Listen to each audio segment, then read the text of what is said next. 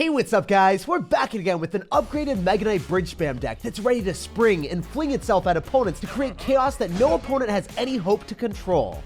With the Mega Knight, Prince, and Bandit dashing, jumping, and charging through, it's really stressful for anyone to play against. With just one massive Mega Knight jump, a Prince connection, minor wall breakers, or minions, that's enough for you to just minor cycle for the rest of the game. After minions started to do 15% more damage, they got added to a ton of top ladder decks. And if your opponents are carrying arrows for your minions, the minor wall breakers combo will carry the game. For their elixir cost, the wall breakers do some of the most damage in Clash Royale. And because they're so quick, it's hard for opponents to respond because you're always pressuring at the same time. This super sneaky bridge spam deck with a ton of quick cards is played at 120 in the world, getting fast wins even versus some of the best players in the game. So let's go jump straight to some matches and assert dominance. Don't forget to subscribe to the channel so you never miss out on any of the daily videos. Lots of love to everyone that's using creator code SirTag to make all of the high effort videos possible. We got a game against Chris Master, so we're gonna see what he's up to. I definitely want to go for wall breakers and oh wow. Really, you're going to go for a Hound in the back first play. The scary thing about Hound is if they've got arrows, your minions are going to be absolutely destroyed every single time. So we want to make sure that we kind of cycle musketeers early, but I don't have that ability to. So instead, I guess we have to go and apply aggression and try to snipe his Phoenix. I don't even know if this is going to work. Like, I haven't found an angle that my musketeer can target the Phoenix, so I think I'm not going to. I think I'm going to go in for a wall breakers to kite back the Phoenix so the musketeer can stay healthy, and maybe we're going to be okay here if I can get a nice zap. Okay, I don't have to zap. We're fine. Maybe I do need a zap. Maybe I need to go in for a bandit instead. Yeah, I'm chilling. The bandit was the better play because it is able to kill the miner a little bit quicker. I'm going to eat a ton of damage from the flying machine. But I also got some value on the left-hand side with the worst possible card cycle. If you've got Musketeer out of cycle and your opponent goes Hound in the back first play, yeah, your tower is going to pay a lot of damage. It's okay, though. We live and we learn, and we always try to make the best accommodations that we can in our situations. So I expect him to go in for a Hound at the river, so I want to go in for a miner here, and I want to be able to kite... Oh, why would you do that? That was weird. Okay, I was going to say, I want to kite your units, like, into a musketeer or something, but I guess I'm just going to go in for wall breakers instead and kite them that way. Is that going to work out? That's like not bad. The skeleton dragons are dissected and the wall breakers both connect. Oh my gosh, talking about not bad, that was incredible. That was better than I could have even imagined. I do not know how like half HP wall breakers both connected to the tower. I guess the first one was tanking for the second one for a long period of time. That's a crime, but I'll take it. All right, so the bandit's going to connect to the tower. I need to start to whittle away on the right-hand side because it's very unlikely that I'm going to be able to defend the entire tower in the right-hand lane, right? So after I let that fall, I want to be in a 1-1 situation where I take the left-hand tower and his tower on the right is going to be at a low amount of HP. That's what my goal is. We'll see how well it works. If the musketeer can get protected by this prince, then that would be even better, and that's exactly what's happening here. So do I got to go for like a Mega Knight? I don't know if this is the right decision. I mean, I'm trying to defend this, but in reality, can I defend it? I guess we'll find out. I'm going to go in for a bandit on the other side. We are able to snipe the flying machine. That worked out wonderfully, my guys. I'm going to go in for a miner here as well. The bandit's able to crash and dash. If I defend this, this will be the most miraculous defense of my life, but it's not happening. As I said before, that is probably one of the most difficult defenses to pull off. So I'm going to go for a Mega Knight here and build up a bigger push, be able to snipe that miner quite quickly so he can't 3-crown me if the game gets a little bit later. And then maybe I can go for a musketeer here just to be able to damage down his Hound that he will inevitably drop. If he goes in for a Phoenix or something, we should be able to kill that with minions, so that's good. And we want to be able to kill the tombstone, though. That's the ideal circumstance for us, is sniping the tombstone. If we kill the tombstone, I think we're not going to get dug our grave. We are able to kill the skeleton dragons because the skeleton dragon splash damage is so bad, it's laughable, as I've said numerous times. He's probably going to go in for a Hound, as expected. He does. We got to go in for this, and then we got to go and snipe the skeleton dragons with our musketeer. It's super difficult. This is probably one of the worst matchups we could have gotten. So we're going to try our hardest to make this happen. I think I should have played more aggressive than trying to defend with the Mega Knight because I could have maybe done a tower trade, and that would have put me in a better spot. I'm going to try to go in for a very sneaky and cheap bandit in the middle that will hopefully dash or bait out the tombstone. It does bait out the tombstone exactly as we expected. Okay, all right, that's something we can work with. If we go in for like a Mega Knight here and then wall breakers because you don't have your tombstone, maybe we can force out your spell and then hopefully break through. The skeleton dragons are, ooh, yeah, no skeleton dragons. We do get a miner down. He's just going to Hound again in the middle. How am I going to kill this? I need to be able to pop the Phoenix before he's able to afford the Hound. That's the goal. We need this to work. This is such a difficult matchup. I really, really want to win this one. All right, so his arrows are out of cycle, so I can go in for minions here, and hopefully he's going to go skeleton dragons, and they'll just die. If we get a bandit down, the skeleton dragon should target that instead. Okay, he's going to go in for a miner as well. He's just spending a lot of elixir here. I'm going to have to go in for a Mega Knight to kill the miner as quickly as we can, so then our towers can retarget on what matters. If he's going to go for a fly machine, I guess I can go for a zap on both of them, so then the musketeers will be able to stay alive. All right, he went in for arrows, so maybe we can do this, and then go in for like a cheeky minions in the middle. I don't know how well this is going to work, but we have to try it. The Mega Knight is still alive. The bandit's going to be tanking for the musketeer, so that's something. He's probably going to go in for a lot of spam here, so we need to go and aid our spam endeavors as well. Zap might be able to kill everything if we're lucky. Nope, that's a loss, guys. We are not winning this one. What? What? I thought I lost. What even happened there? Did my Mega Knight jump on the tower? That's literally the only explanation. We will show it again through the magic of the instant replay. I thought we were going to start off with a miserable loss when I felt like I played really well. But somehow this game had the gift of giving a game that I definitely deserved to win. That felt super good. Definitely not the matchup that you want to see when your opponent's going to have a lava hound in the back first play with arrows for your minions. That was tough. But I guess if you outplay your opponent enough and get a little bit lucky, you can even pull off the impossible. All right, we got a game against the demon. So he is a toxic cat. I wonder what you're going to be doing, dude. If you're really, truly toxic, you probably have Elixir Golem. You're probably just going to dish out 5 different spells to my bait deck. And, I mean, it's going to be hard for me to counter you if you're going to go in for a Goblin Drill as your first play because you're not playing very aggressive. Dude, why are you so defensive? Zappies and Goblin Drill on defense? What the heck? So, if I'm playing against a Goblin Drill deck with Zappies, it's likely going to be something with like other fast cycle cheap cards. So I can't just go in for a bandit by itself. I have to augment it with the Mega Knight. And I need to get damage in early stages of the game because the later this game ramps up, the more elixir this guy is going to have for his increasingly defensive strategies. So he's going to try to activate King Tower here, so that's why I decided to go in for the minions.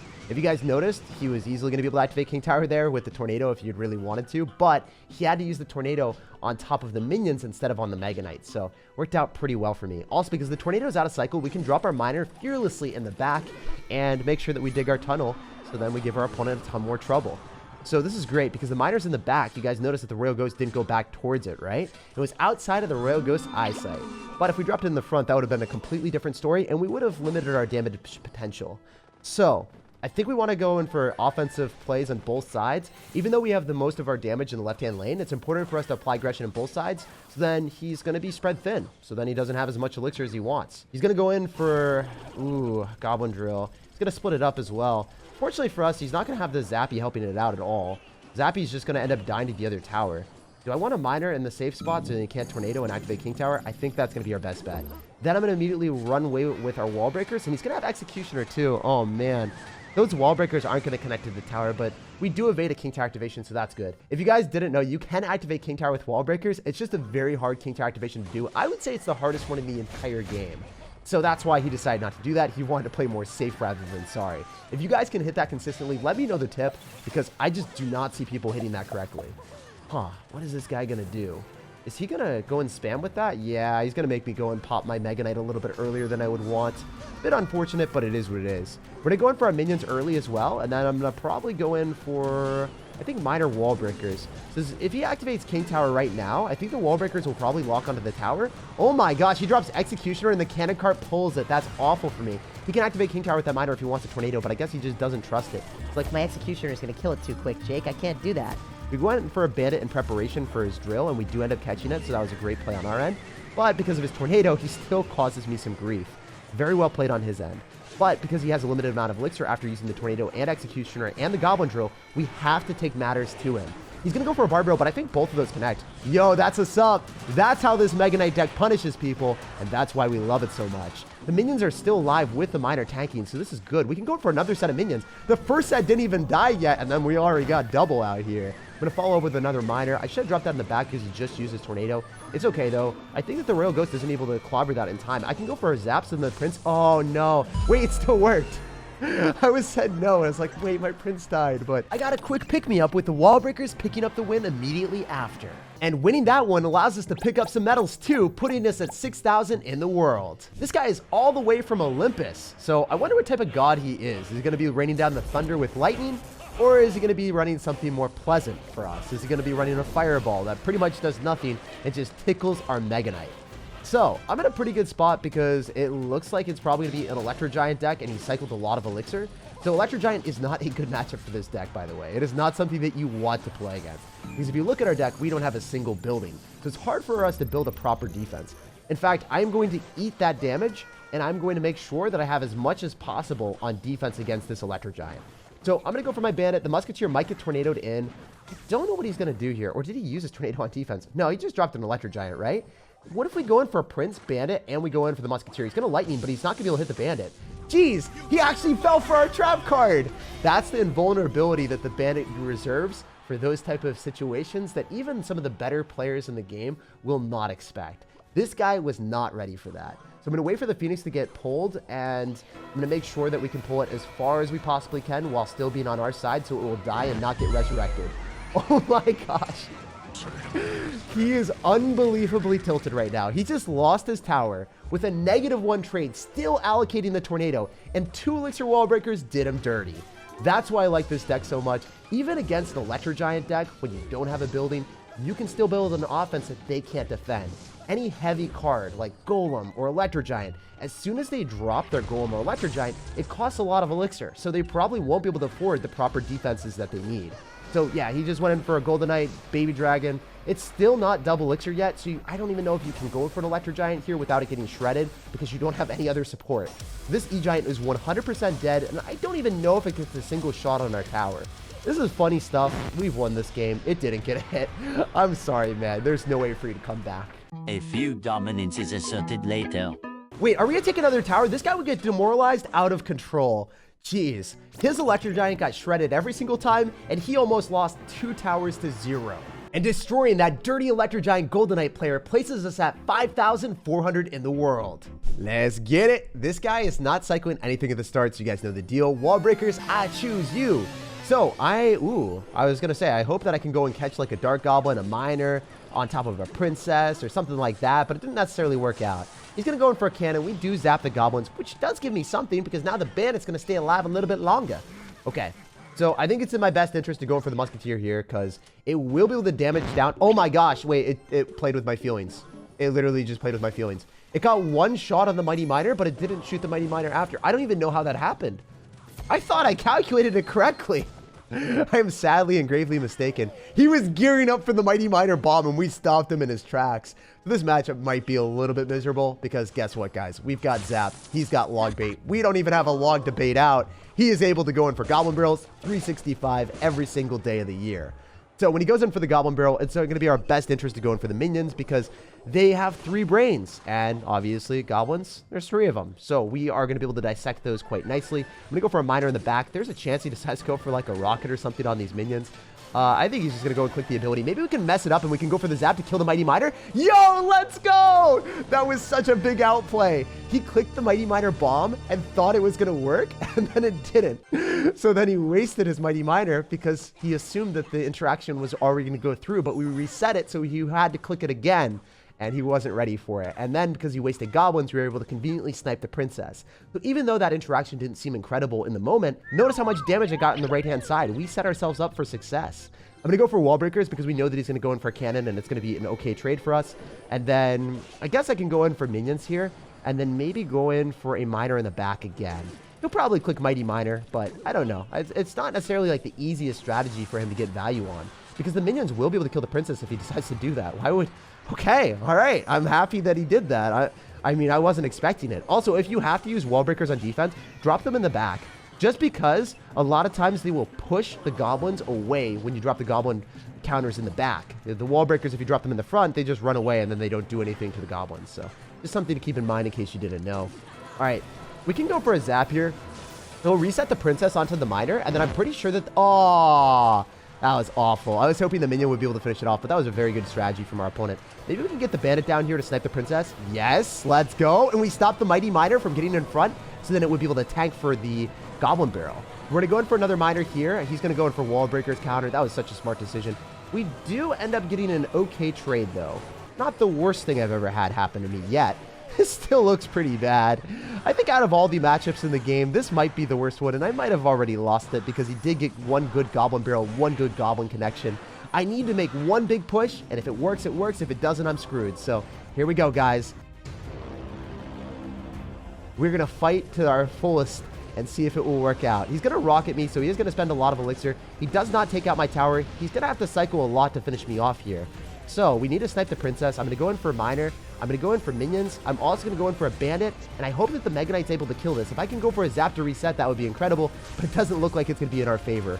So I think out of all the matchups that we could get with this deck, this would be the worst one. He is going to rocket me, and I don't think the wall breakers are going to connect in time, but dang, was that close. Wall breaker, bandit, miner on the tower, just not enough time. GG and well played to our opponent. We'll bounce on next one, and we'll see if we can make a comeback there. Logbait is the worst matchup for the deck, so if you lose it, don't feel too bad about yourself. And that Logbait player was actually absurdly good too. It makes sense that I wasn't able to beat someone with a hard counter when he was able to finish 151 in the world. So we'll bounce on next game and hopefully play against a better matchup and a little bit worse of a player. Our redemption arc starts now. So we're playing against Damien from the Bone Brothers clan. So let's see if he's running Skeleton King, Skeleton Army, and all those skeletons all in one pact. Okay, really? Oh, come on. We just lost against this. This can't be happening again. We need it now. It really is going to test me. Playing against it twice is not going to be easy. Remember, he's probably going to go Mighty Miner, so I want to just go in for like a zap here and reset it, hopefully, and then potentially get more value. And then maybe we can go like minions plus miner on the right-hand side because he doesn't have Mighty Miner in cycle. Wait, we're able to snipe the princess too? The Ice Spirit is going to be able to clean up the minions. Kind of unfortunate stuff. The Mighty Miner is going to do a lot of damage to my tower, but hopefully it doesn't take it out. This is just not looking good already. As you guys can see, it's hard to find damage in this type of matchup, even though my opponent ended up having the Mighty Miner out of cycle, and he wasn't able to have the best response to the minions. He was still able to pull something together with a princess that was dead and an Ice Spirit. The bandit is going to steal at least 2 hits on the tower, so we are kind of back in business. It's just not looking incredible. Okay, best prince placement ever. Being able to catch all the goblins, that's good. We can go for a miner inside corner, potentially block the princess or whatever else he's going to drop. And then he goes in for goblins. That's great because now the prince is going to be at full HP still. That's what we needed. Give me some damage. Even though he went in for a log and an Ice Spirit, please don't let it be enough. Oh, that's awful. Okay, so we are able to snipe the princess using our musketeer here. So that's good. And then we can maybe go in for wall breakers and bait out like a cannon for a negative trade for our dude. Hopefully he goes in for the cannon that the musketeer is able to snipe. That was a really weird placement of the cannon. I guess he really wanted the damage on the muskie. Okay, 2 hits. We're winning the game somehow right now. Okay, we're going to go bandit on top of the princess. This is the redemption arc that I was talking about at the start of the game. This is what we needed. Princess is out of cycle, so we can make something happen here with minions and then potentially make this work. We want to make sure that we go minions to the left-hand side, actually. I don't want to go... no. He's going to go Mighty Miner, so I don't want him to click the bomb and kill my minions. That's the scary thing about it. Okay. Yeah, the Mighty Miner will die. The Miner is going to give us a lot of damage. Maybe we can go for a Mega Knight in the back because you don't have enough elixir, and you might go for a Goblin Barrel at that exact moment. If you rocket this, you could lose the game. That is what we needed. We really need you to overcommit like that. If we go for a musketeer, we should be able to snipe the cannon a little bit faster. Maybe this will be a disaster for you, dude. Hopefully we can make this happen. All right, we want to go in for like a prince here as well. Make sure that everything's separated. We can go for the miner in the back. Please, prince, charge through. You know what you need to do. We're going to go in for a zap on the goblins. This Mega Knight needs to be able to splash. The prince needs to connect. This is just so difficult to make work right now. I don't know if we're able to do it. One of the wall breakers has to connect with the miner and the musketeer. Let's go. Come on now, Clash Royale. Let me beat this matchup. I don't actually understand how I won this one. Maybe because my opponent wasn't a top 150 player in the world.